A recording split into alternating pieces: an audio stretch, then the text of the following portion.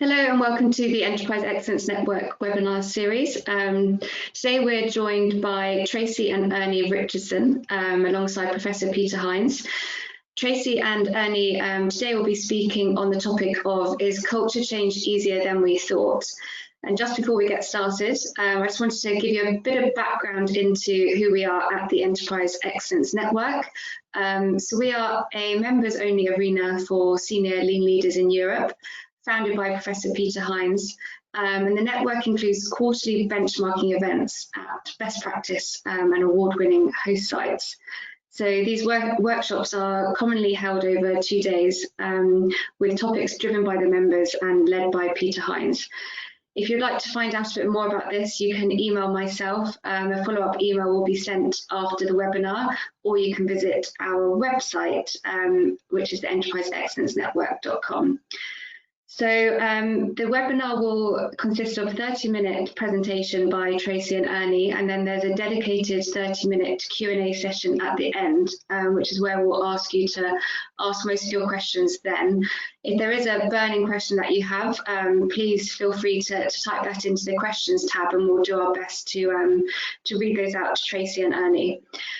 Okay, so now I'm going to hand over to Professor Peter Hines, who will just explain a bit more about the webinar series and introduce you to Tracey and Ernie as well. Thank you. And yes, good afternoon, good morning, good night, wherever you are in the world. It's good to have so many of you be able to join us again. I think this is about the 8th in our webinar series, something like that, which we've been doing over the last few months, and there'll be future events which we'll post to you in the same way you found out about this one. This session is run by Tracey and Ernie, and it's around this book, which they'll be talking about in the next slide. And Tracey and Ernie have some extremely good experience, particularly working at Toyota in Kentucky, which reminds me, I don't think we met when I did a research visit there in about 1993 before starting some work on supplier development in the UK. But certainly the book they're going to talk about received a Shingo Publication Award recently, and I think you'll be very intrigued by what they're saying. Now, because of some climate issues that are going on in Florida at the moment, and also a tree being sawn down at the moment, we're just going to do this on audio, but they are both going to be with us. So with that, I'm going to hand over to Tracey and Ernie.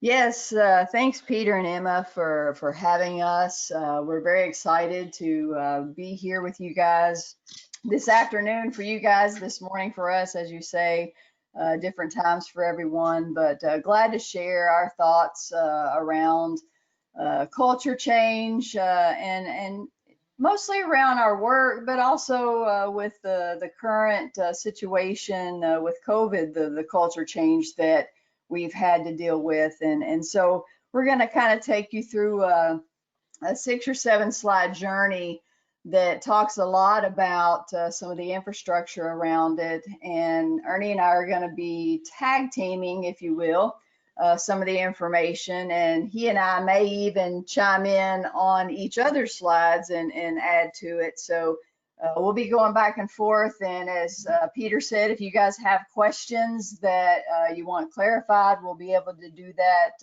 at the end as we go through. But hopefully we'll be able to give you some value add and some translatable actions or tangible actions that will work for really any level of leader or influencer and anybody that's in continuous improvement arena that wants to look at the culture around that and the infrastructure. So we'll kind of kick it off, and I'm going to let Ernie talk a little bit about this slide around our culture changing in the matter of a couple of weeks. Hello, everyone. So thanks for being here.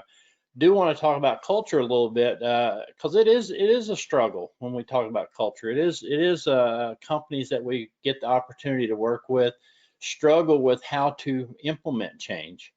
I tell folks when I went to work at Toyota in 1988. The first day I was there, my trainer started with me working on culture. And I went to Japan and a couple of weeks later, and during that visit, I couldn't figure out why I was really there other than I worked a lot. It took me several years to come back to reflect on that trip to understand that they're teaching me the basic culture. And so I retired there after 25 years, and when I left after 25 years, we're still working on culture. And so culture's not a one and done kind of deal. It's not like you get to the culture you want and then you're finished. It really means that we have to have constant change with culture.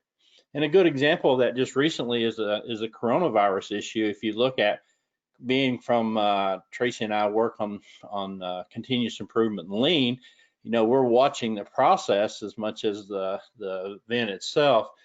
And we looking at the how the culture shifted really, really quick in this coronavirus issue.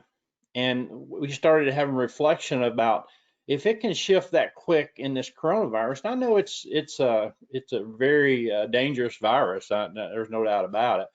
But if it can shift that quick, and then we reflect to when we work with companies and they talk about it takes years to change the culture. So we thought about, can we learn something from this?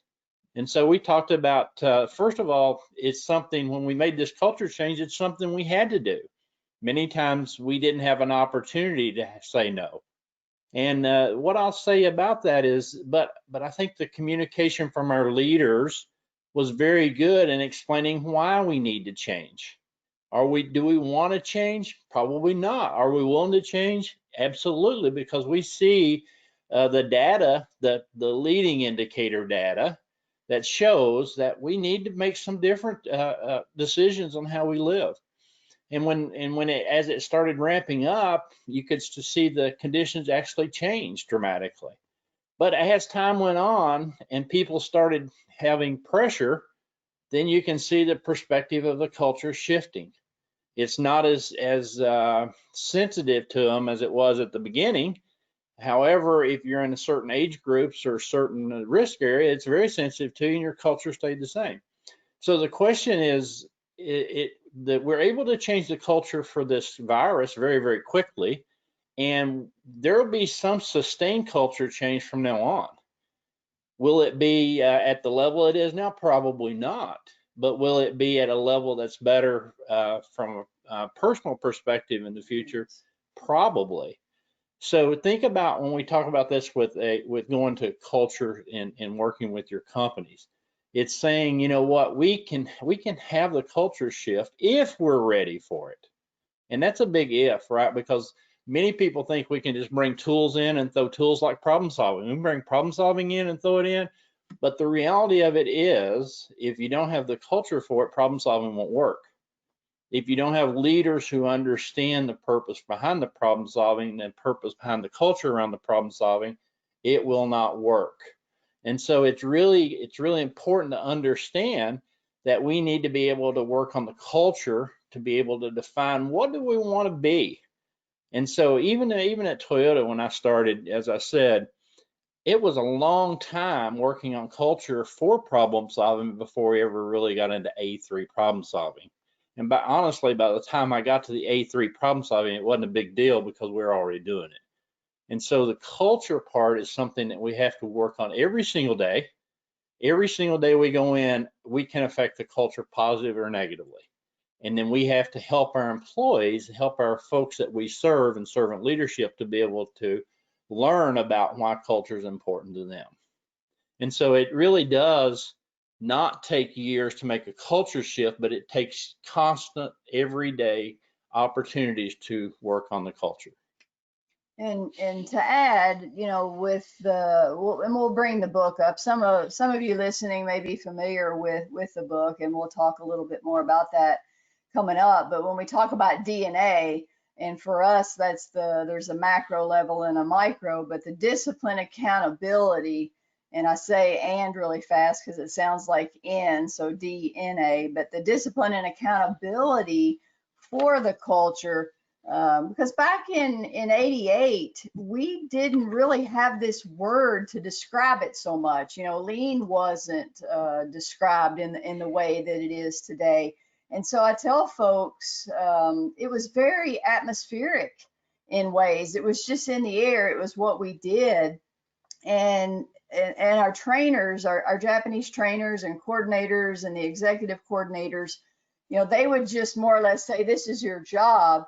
And I made a little kind of acronym out of job. It's just our behavior. And, you know, if you look at the bullets, you know, we're not going to read all those bullets to you, but talk about them. But the fifth one down talks about, you know, the behavior perspective. So every day, if we just look at our behavior, just our behavior, JOB, that is our job. That helps us walk that walk and understand that perspective. So, you know, when we look at the things from a leadership perspective as an influencer, you know, it is our choice, but how disciplined are we to do that every day? And so it takes us to ask the questions around, you know, how do we know we need to change from that company perspective? Because there's a lot of folks that get into what we call a conditioned norm sort of action. You know, it's a conditioned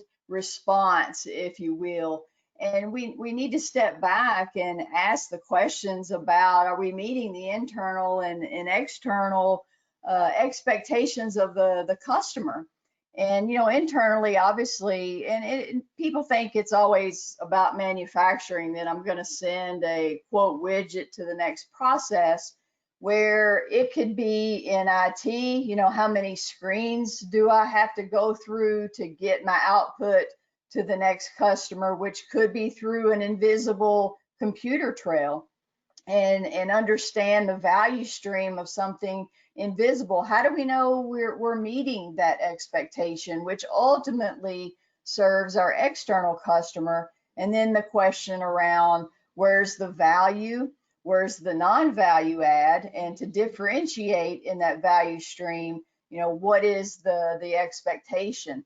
And so when we look at creating standards around it, and standards can be such a rigid word for folks. You know, we sometimes say that, and we get a face from folks when we're at their Gemba talking about, hey, where's the standard?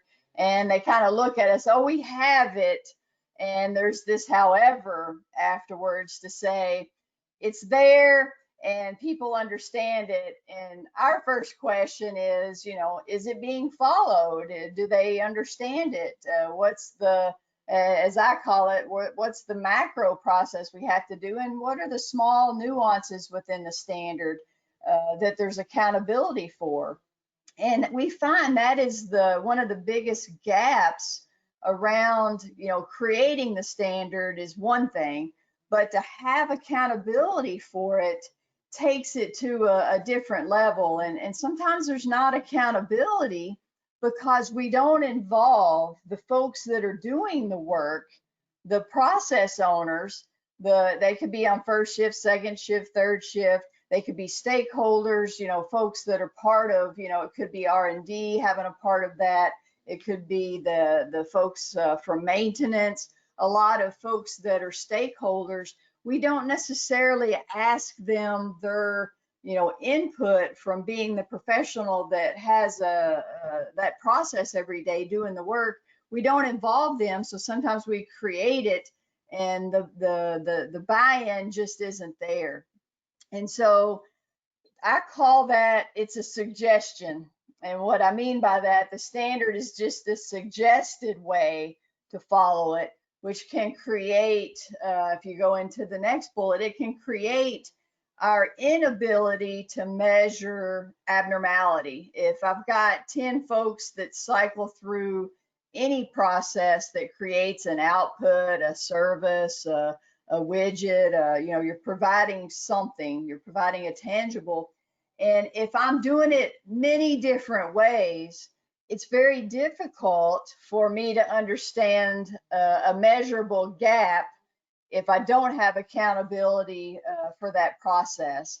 And so when we look at measuring what we say, the ideal state versus the current state, which we'll talk a little bit about as we get through, when we look at that, I always like to ask the question of folks that we work with, are you tracking leading indicators, which if you look at the next bullet, leading is more predictive and lagging is more reactive. It's historical.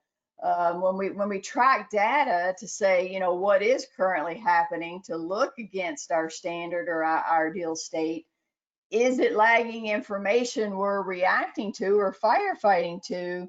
Or are we trying to look upward into the process to say, where can I put in a tracking mechanism to be more predictive to the output? And an external example to this, I think everybody can relate to, is like parking garage. So everybody knows before they go into a parking garage, there's this hanging kind of bar, and it shows the height. And it's kind of like, if you hit this before you get to the garage, you're going to hit the garage. And so it gives you a leading indicator, a predictive indicator, to not allow you to, you know, potentially damage. And it's usually larger or higher trucks that may have been modified. So it gives you that indicator. And so in our work life, where can we put those predictive measures within the process to look at, to be able to say X, Y, or Z is happening in this point of the process before we get to the end and have to react and not know where to go back, because again, going back to that standard, it's not being held with accountability or discipline. And I like to say that a standard, a definition, here's an easy definition for folks. You know, a standard is the best known method at this moment that we have consensus and agreement to. You know, we've come together and created this, and that we have accountability to follow until we change it together. And in our book, we talk about never sell, tell, or convince anybody of anything, but rather engage and involve. And so I think if you go back to looking at engaging folks and doing those standards, it will help us move from the firefighting predictive, and it helps us understand the values and the principles. It gives us that guiding beacon, if you will, to look at for our true north. You know, I learned true north, and I'm going to show you on the next slide. I've got an example that I'm going to walk through quickly. Our true north was taught to me on my hire date, which was August 1st of 1988. And I can recite it today, almost 32 years later, and I'm not an employee. That's how much it was embedded into what we did. It became intrinsic for me. So, you know, is your line of sight clear? Is the line of sight clear for all our workers at all levels? You know, cascading our Hoshin goals, which is our kind of our directional management or our strategy deployment, which support our daily management. And Emma's going to put a poll question out for you, I think, at this time, just to think about as we go through the rest of the question or rest of the presentation. She's going to have a question about, you know, barriers to culture. So you can be thinking about that and add some response to that as we go through. But I want to talk about that line of sight, because I think it's very important for any individual. Even if you don't lead, you're an influencer in my mind. And so as an influencer, I need to ask some questions. And this came from, I'll say, back in 2004, Toyota globally, I'll say from TMC, Toyota Motor Corporation, all the way from Toyota North America and all the countries, they pulled kind of a global andon cord and said, you know, we all need to understand our line of sight. And I've shared tidbits of this on LinkedIn for those that follow, you know, a little bit around these questions, but this was a mandatory set of questions that anybody that led had to answer. And at this time, I was a contractor in HR training and development, and I had to answer these questions for my role. So I'm going to attempt to make a change here in the screen to bring up an example here that goes through the series of questions that Ernie and I use in our training that gets everyone that's there representing, from folks that work at process level all the way up to the CEOs of the company. It's important for everybody to understand. And I'm walking through mine, but as you guys read this, I would like you guys to think about. Tracey, Yes. could I just interrupt? Sure. We've launched the poll now. Should we do the poll first and then we'll do the walkthrough in a minute? Sure. Yes, however you guys, that would be fine. Yeah, because the delegates can only see the poll just now. So if we finish that off and we'll come to the... Okay, absolutely, yes. Okay, so we're just waiting for a few more people to select their answers.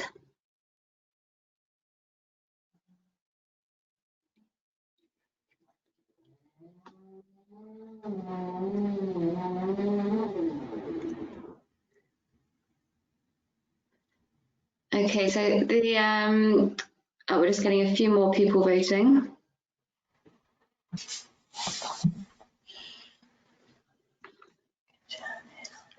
Okay, so I think with this, there's been a few double selections, which is why the percentages aren't adding up, but it gives you an idea of where the voting lies.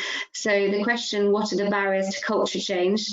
We have 29% time, 24% resources, 63% buy-in, and then 92% leadership, which is where I think the double voting has come in.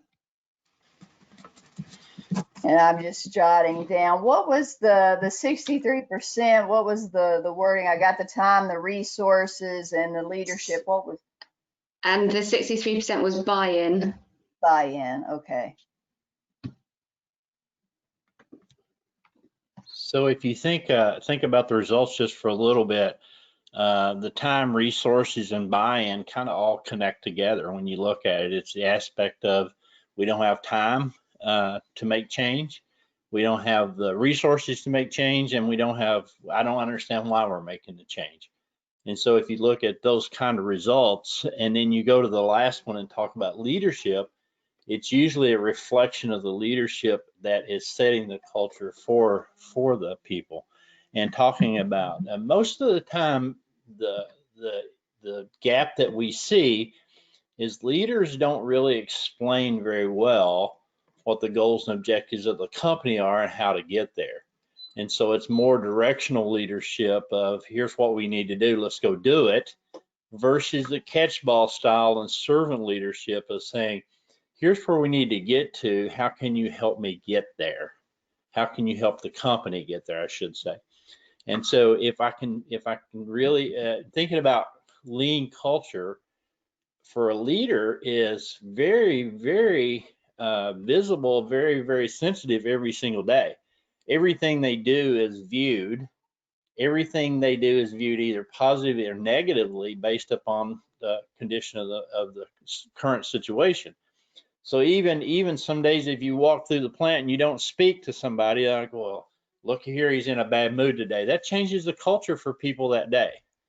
And so in servant leadership, we got to always get to the point of how do we serve the people by improving the culture, by setting the goals and objectives for the company that people understand and are willing to buy into. So it's a really good reflection, I think, of what we see also. If we have the leadership that buys into the culture, then we will get the buy-in, we'll get the time, and we'll get the resources. Excuse me. Because reality, if we get better at what we do and get more efficient at what we do, the time and the resources actually come for us. That's kind of the result. So a really, really good poll question, I think, and really good results. And one thing to add around the time, and it goes back to, you know, value add versus non-value add. So I go to a Wooden quote, John Wooden quote. It says, hey, if I don't have time to do it right the first time, when am I going to have time to do it over? And that goes back to firefighting.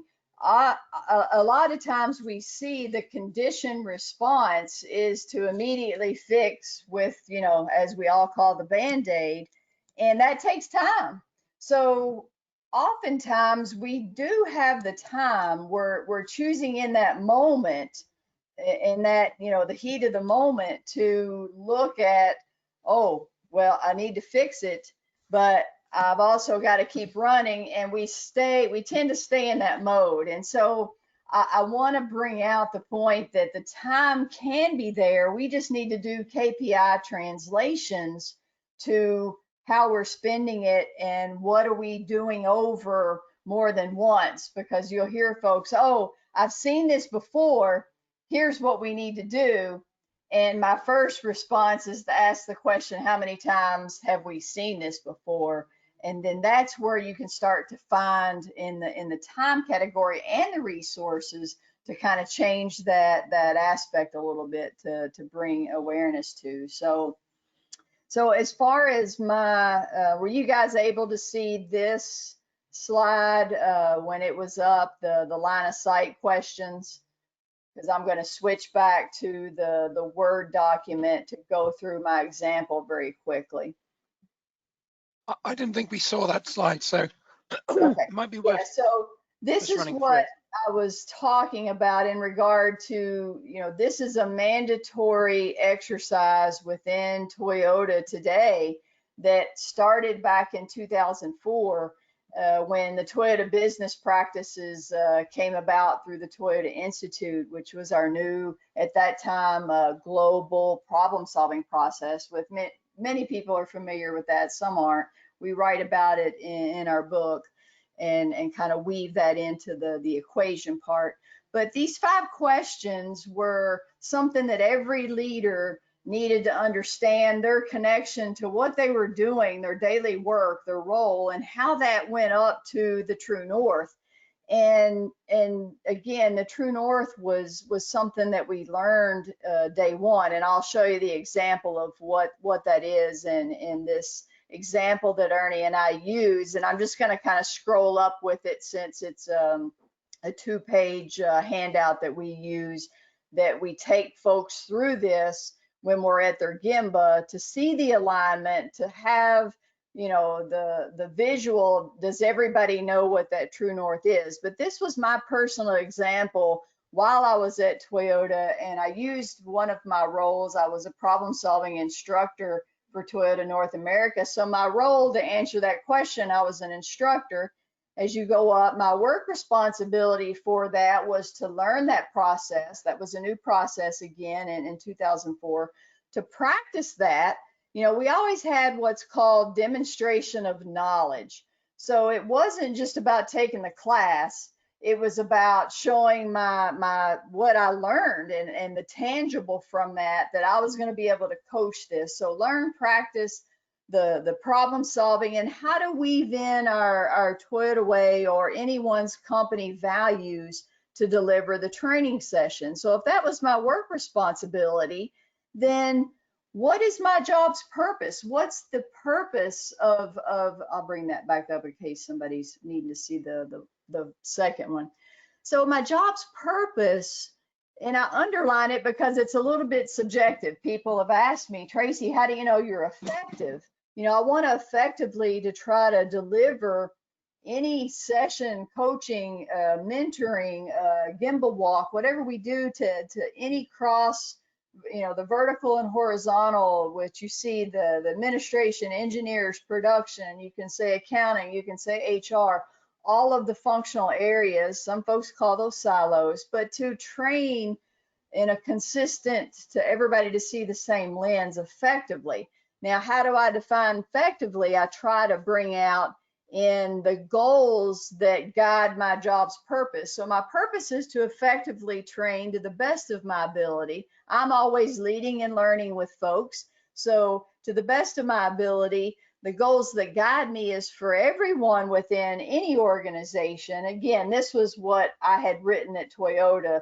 I have not changed this at all, but you can massage the words to meet the expectation of your company. But everybody in the company, and all those vertical roles to first understand, and that goes back to getting buy-in and purpose, then to allow practice, demonstration of knowledge with a coach and a mentor if possible, and then look at the next level. As I'm learning, our trainers would say, you should always leading and learning, be leading and learning simultaneously. So sometimes we're learning and we're leading at the same time. And I wanted to weave this into my role because I'm always a learner. We should always be in that mode, but oftentimes we have to also lead. And so understanding how to make the values of your company tangible. For us, we had the 5 Toyota Way values, and that helps support the long-term growth and sustainability that leads you up to what is the true north for your company or your company goal. Some people would say mission or vision. This was Toyota, the August 1st, 88 date I talked about, customer first, producing the highest quality product at the lowest cost and the shortest lead time in the safest manner, all while respecting people. That has baked into it all of our KPIs, including the customer, including people development.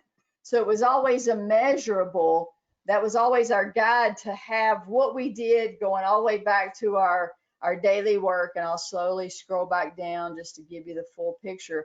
My daily work as a problem-solving instructor, I could connect it to what the company was trying to accomplish through asking myself these questions. So I just wanted to share this, and as my example of going through the questions in this PowerPoint to show you this was a very integrated part of our culture internally at Toyota for leaders to understand how they make that connection all the way up, that cascade, all the way up to the true north. It was very, very insightful for me to walk through that. And it looks easy when it's done, but as you're going through it, to make those connections and the KPI translations, it can be challenging. It makes you think a little bit.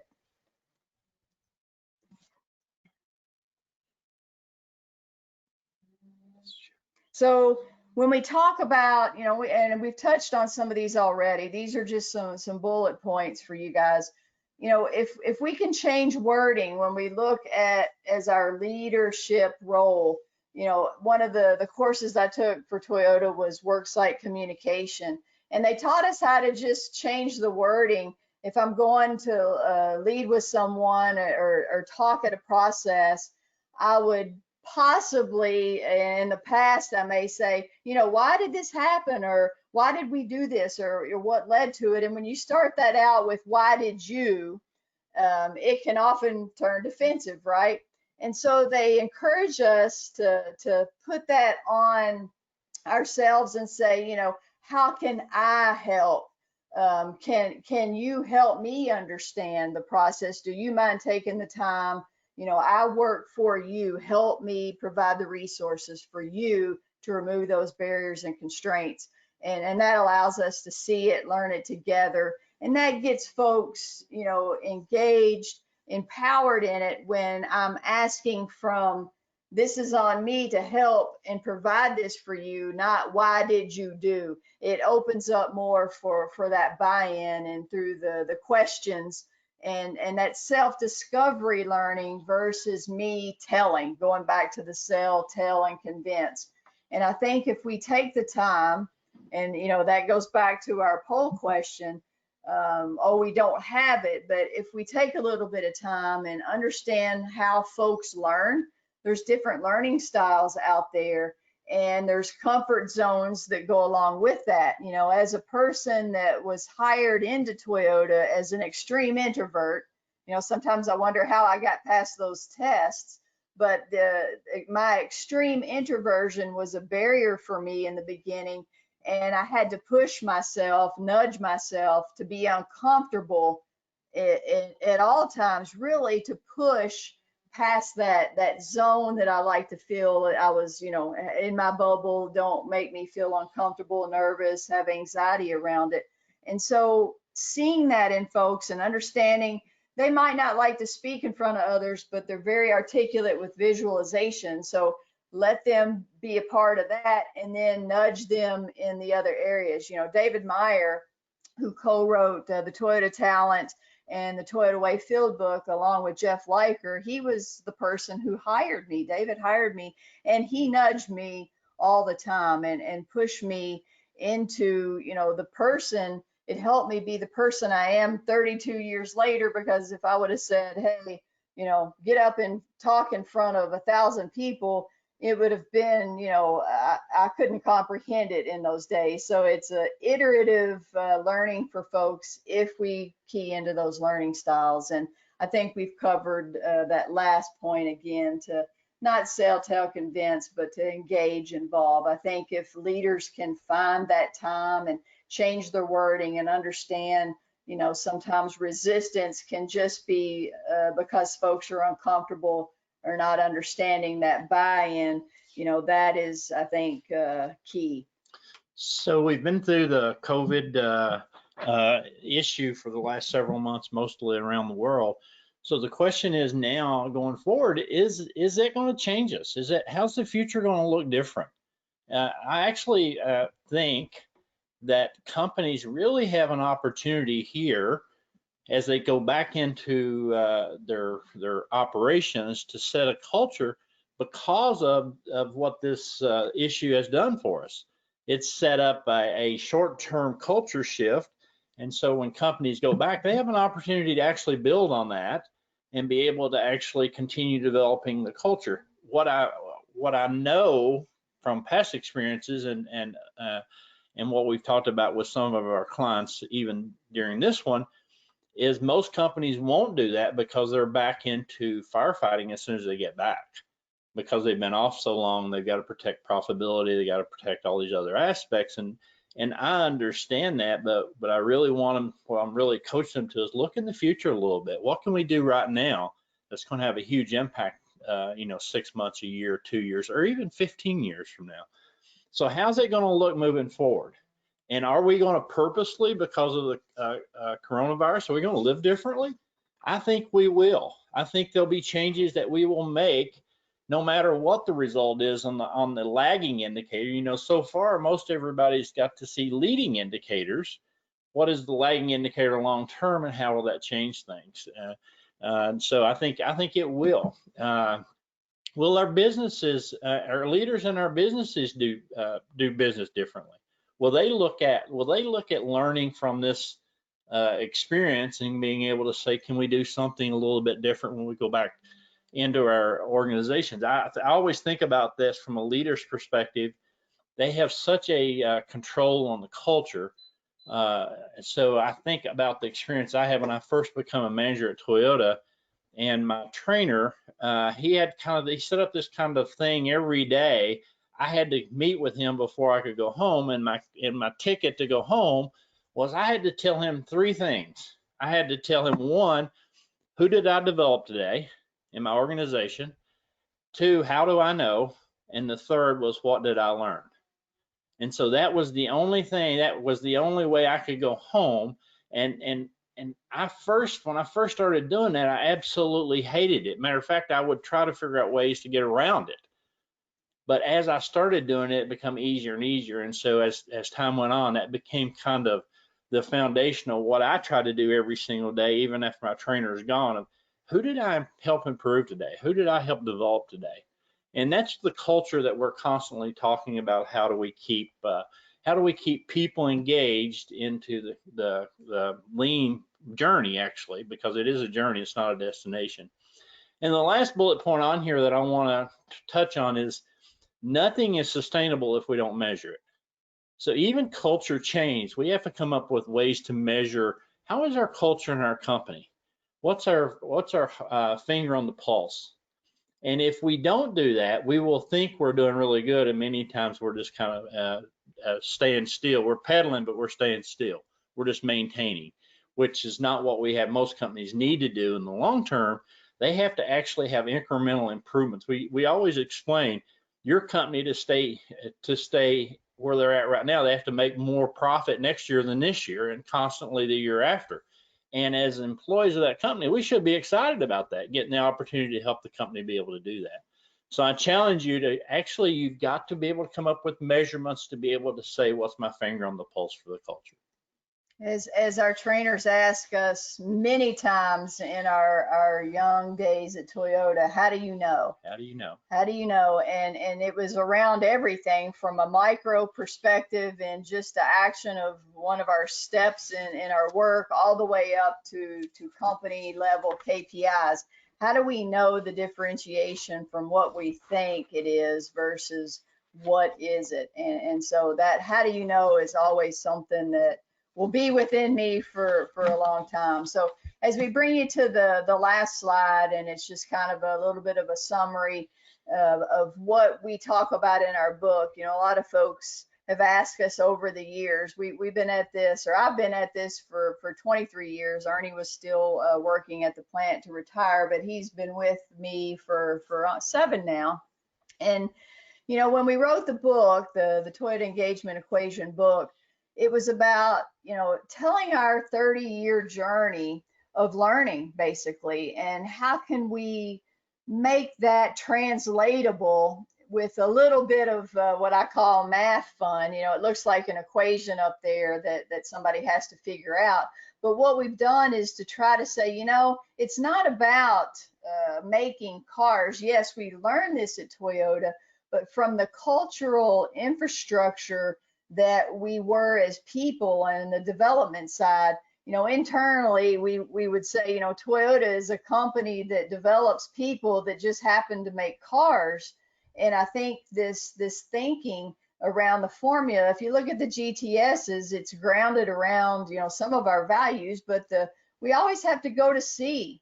And each one of these are chapters that, you know, we really dig deep in and talk about, you know, how do we go to C? That's a quick sentence people say, but what are the nuances around that? And once we're there, how do we grasp the situation? You know, ask questions around current state to standard, what's the abnormality, and what, you know, how are we measuring that in order to get to the solution, the root cause, then the countermeasure, in order for us to standardize.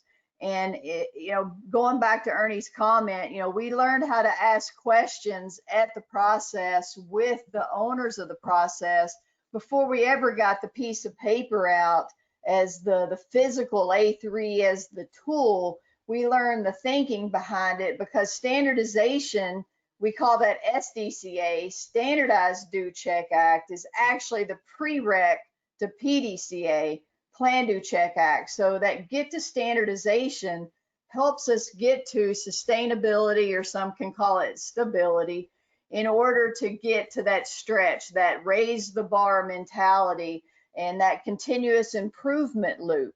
So this was our experience to say, you know, the GTSs are very important. And what we do is weave TBP, the 8 steps, Toyota business practices, into the GTSs. And what that ends up looking at is that E3 or E cubed is everybody, or every day, everybody engaged. And you know, I even look at E5 now. I've evolved it since then, you know, to empower folks and have empathy for what they go through. So you can add 2 more E's, the empower and empathy there. And that, guys, is the equal sign to what we talk about in the DNA, the discipline and accountability for our culture. It resides with us, and as influencers, and leaders, that discipline. And this can be in your personal life, it could be in your professional life. And this was our way to write and tell our point in time with Toyota, to say, here was our, you know, 30-year journey. If you read it, you're almost walking along with our learning, our failures, our trials and tribulations, and our successes, and our continued learning even today, not being employees, but actually translating this to other industry, and it not be manufacturing. It does not have anything to do with making cars. It's developing people. So I know we went over a couple minutes there, but that concludes what we want to talk about in the PowerPoint part. And I don't know if we want to ask questions now and come back to this, Emma. This slide, I'll leave it up here, but kind of the contact. But however you guys want to start to do that process, we're open. Okay, I'll jump in now. Thank you very much, both Tracey and Ernie, for that presentation. It's very thought-provoking and certainly puts me in mind of some of my own experiences as a young researcher in the early 90s, spending some time out with Toyota in Japan. And I remember asking about 50 Toyota people, why is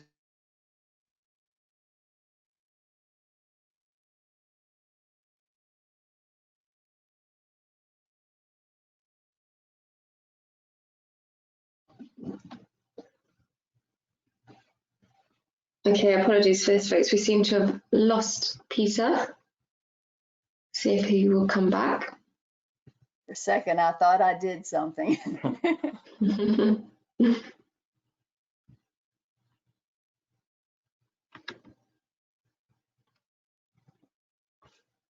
Okay, so whilst Peter's just coming back, I'll just jump in and we have a few questions here for you, Tracey and Ernie.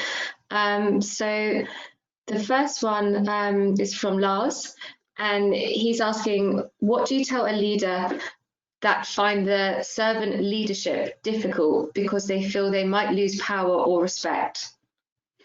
Yeah, we actually, that's probably a common question we get all the time, and many times what kind of sets that up is sometimes the leaders have been promoted or got into that position because they're really good firefighters. And then when they get to that position and have to make a culture shift, that doesn't fit real well with firefighters. And so what we explain to them is, okay, we first try to coach them to say, you have to understand that your success individually and as a company come as other people are successful. So your direct reports have to be successful if you're wanting to be successful as a leader. And so you can maintain that longer term by developing people than you can by being a firefighter. And then I think about our Japanese trainers would always say, as a leader of your, in any position, when you're in a salary position, you have to lead like you have no power. Like it's the total opposite of what do I need to do from a company perspective, from a personal perspective, to be able to support the employees. And so I would say that it is a really difficult transition for folks in that position. And so what we try to get them into is showing them the purpose and the results of being able to make that. And so we can start them down the journey of being able to have that transformation. And honestly, most of the time when we get them into that, to be able to look at the data, we really don't have a long-term issue when they see that it's a safe zone and they don't have to worry about job security.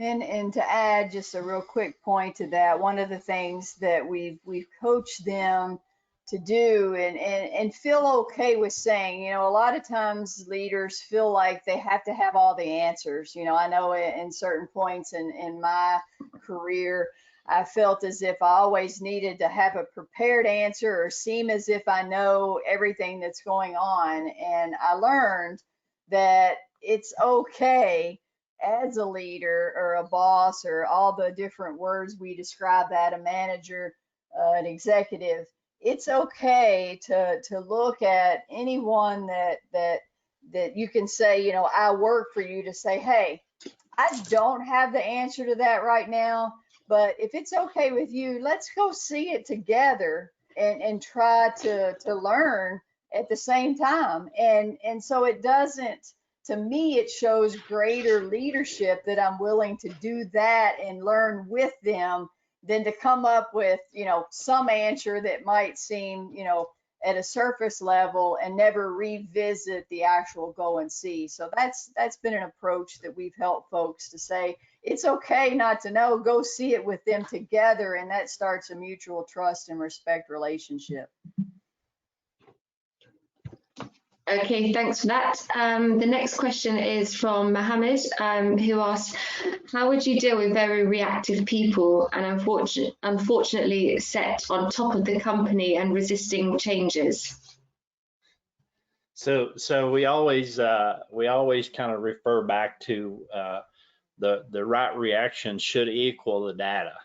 And so as Tracey talked about in the presentation, we have standards in place, and then we also have leading and lagging indicators. And many times the reactions are because of the result is not where it is, and it's not the process that we're trying to control. And so change is hard. It's hard even in ideal conditions, but the data tells us when we need to make change. It's not the other way around. We shouldn't be telling the data. And that's the difference. Many people ask us the difference of working at Toyota and my experiences with other companies since I left Toyota. And I say it's really two things. First of all, we love problems, which is our culture. If we don't have problems, we'll make problems. The second is we use leading indicators for almost everything. Obviously, we have lagging indicators we look at, but the philosophy is if we use the right leading indicators, we don't have to worry about the lagging indicator.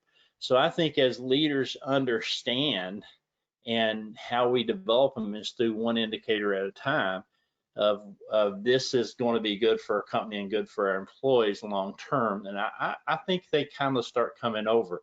But I think it is a journey. I don't think it's an overnight. It's not a light switch kind of thing that happens. It's how do I graduate? And I'll tell you some of my experience says when we make that transition with them, they're awesome leaders. They actually get both parts of it. They're being able to see the old way they manage, and then also see the benefits of the new way, and they become very, very strong leaders. And you know, when folks, what I found, you know, personally myself, and Toyota was pretty good with it, but Toyota's not perfect. You know, I'll say that. People think it's, you know, a perfect environment. It's not.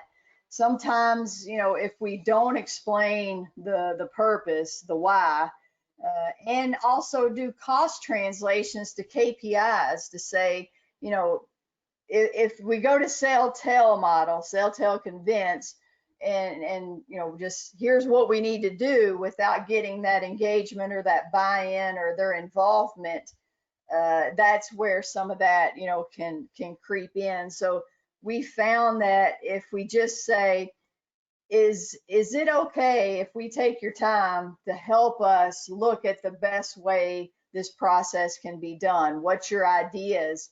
And that's kind of how our trainers gave us a little leeway to say, this is your work. How can you best do it? Where do you see waste? And ask them and involve them. And as Ernie said, it's not going to go away overnight, but if I'm engaging with them and not telling them, but I'm asking, it can really start to change that feeling that that resistance is kind of slowly turning into more of an engagement role, if we have the discipline to encourage every day and be present and just say, how can I help? As Mr. Cho did us on a regular basis in the 90s, our president was on the floor saying, how can I help? And at first, you know, I saw that and I'm like, well, what's he doing down here? But it became a conditioned norm in a positive way.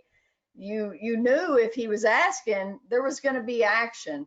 And that goes back again to the mutual trust and respect and the engage and involve, I think. Okay, everyone, and Tracey and Ernie, we just suffered a power cut here, but I think we're back online. So I'm glad you continued on. So what I was saying was that, you know, what I learned from Toyota in Japan in the early 90s, when I asked why do you feel you're so good, we were using data from the machine that changed the world, 89. And the answer they gave me was disciplined and rigorous application of the Toyota production system. And I wrote down Toyota production system about 48 times until I realized I wasn't actually writing down what they were saying. And eventually, 3 months in, it took place. It was the rigorous and disciplined application of that was probably the most important part, which very much echoes what you've been saying as well. So thank you for that. So if we got these questions, but we got a few questions coming in. So one that's actually from Lars and Mohammed's very similar Peter, questions. sorry to interrupt. We've gone through those questions, so we're up to Stephen's question now. Okay. Right. Okay. So you've posed Stephen's question or not yet? We haven't. No, that's the one we're up to now. Okay, good. So Stephen's question, for leadership to practice GTS 6, what of the day should they consider at the different management levels? So you, for us and our speaker, you cut out in that a little bit, so I didn't articulate the whole question. Okay, it's for the leadership to practice the GTS 6, what percentage of their day they consider at the different management levels? So actually, this is what we call leadership standardized work. And so I would tell you that this is geared into every part of your day.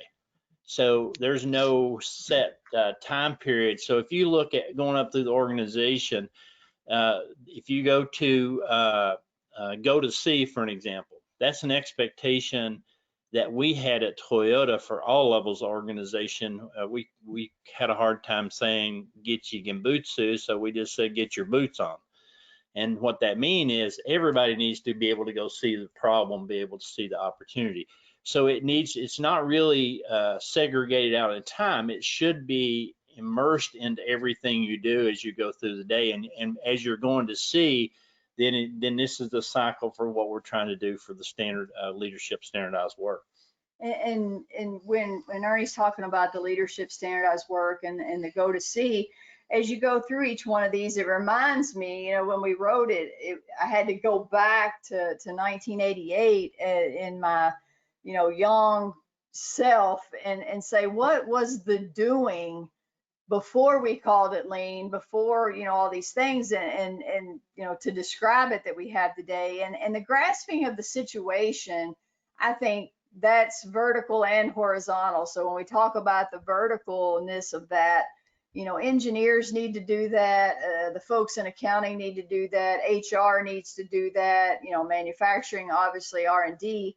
But the three questions my trainer and Ernie's trainer, all of our trainers throughout the early time there, they would say, you know, there's three basic questions, and I covered some of these, and they're deeper than just the question. But when you talk about go see, how do we know the current state? You know, I can say here's what's going on, but again, that question, how do we know? That should be an intrinsic part of our day and our, as a leader and even an influencer and even a process owner, I should be asking what's the current state, what should be happening that the internal and external customer needs it to be, and then how do we know from the measurability?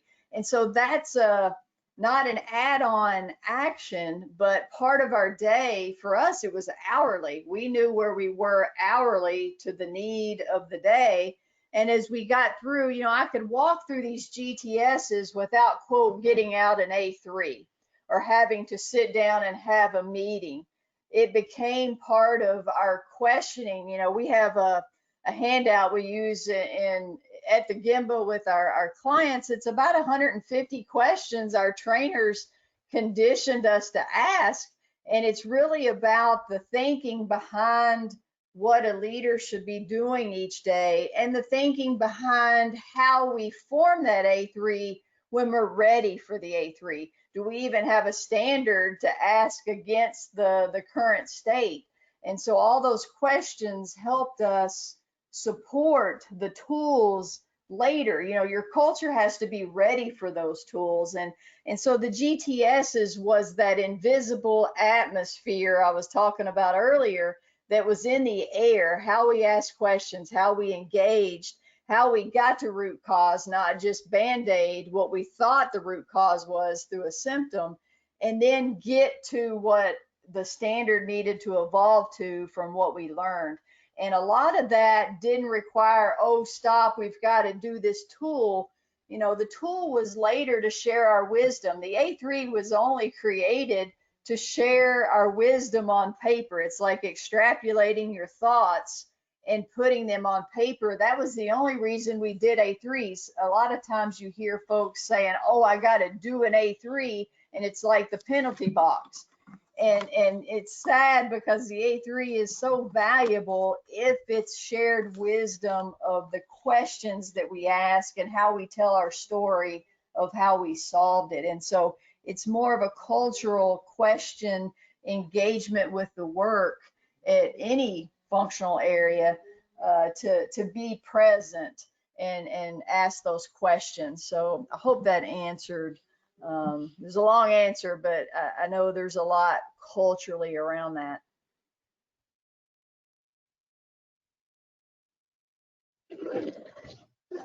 Okay, so I think we've lost Peter again, so I'll just continue on. So we have one more question from Ed, which is due north and having a clear line of sight the same as ensuring everyone works towards the mission?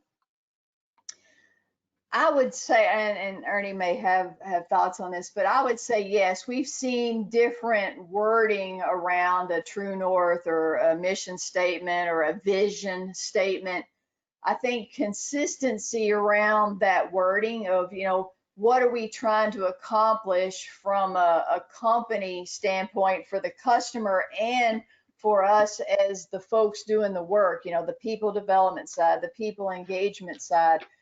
Mr. Cho always called that our guiding beacon. If we could see and connect our work to our guiding beacon, then we're understanding our role. If you go back to the line of sight questions in the example I showed, we're understanding our role in maybe if you look individually, we understand our work, how that supports our team, and understand our KPIs at a team level, and then visualize our department level KPIs. How are we making that cascade connection? And then yes, ultimately, how do we connect to the vision, mission, or true north? And again, sometimes that's semantics.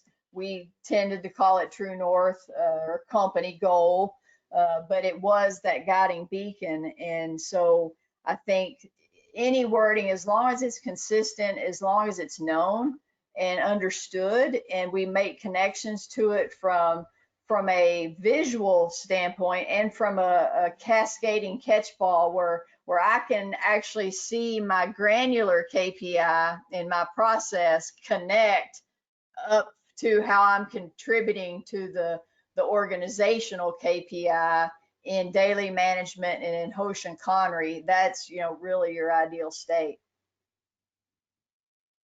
And probably one last thing I want to add, and we can see if there's any last things we want to talk about. And I've talked once on this, and I think it's in the book as well. A lot of folks understand Toyota Production System, or TPS, as that. And over the years, the generation of that word has kind of evolved, even from the Toyota Japanese perspective and from just internally. So generation one is TPS, Toyota Production System. And then the trainers started saying, it's more about the T stands for thinking. Let's look at it at Gen 2 as the thinking production system. It's really about how we think every day and that cultural aspect. And then we looked at the Generation 3 come about not too long ago, that we saw thinking people system. And that's where, from our book perspective, the evolution of this formula, it doesn't have to be making cars to work. And TPS Gen 3 is really about, how you look from a cultural standpoint. How do people think in a system that's driven by this true north, and that we're measuring to specific level KPIs all the way up? We call that FMDS, Floor Management Development System. How do we visualize that can be the beauty of all that. So I wanted to share the TPS generation change of how we describe that, because it's grounded at Toyota, but it's so much more when you talk about the cultural, the people side of that development and that culture. It's very translatable. Okay, thank you very much, Tracey and Ernie. So we've reached the end of the questions. Thank you very much for a great presentation. I am now just going to quickly launch a poll. If you're able, please, the audience, to rate this webinar. We really do appreciate all feedback that we have. And apologies for the slight technical issues. I think it's just the common internet problems. If you'd like to view more of our webinars, you can visit our website where you can see the upcoming webinars, which are happening every couple of weeks. And you can also view this webinar video recording there as well, which will be uploaded tomorrow. If you have any more questions, please don't hesitate to email me. You'll have my email on a follow-up email after this webinar. So thank you very much and take care. Thanks, Tracey and Ernie. Thank you very much. Thank you for having us. Thank you, everyone. Have a good morning, afternoon, or evening.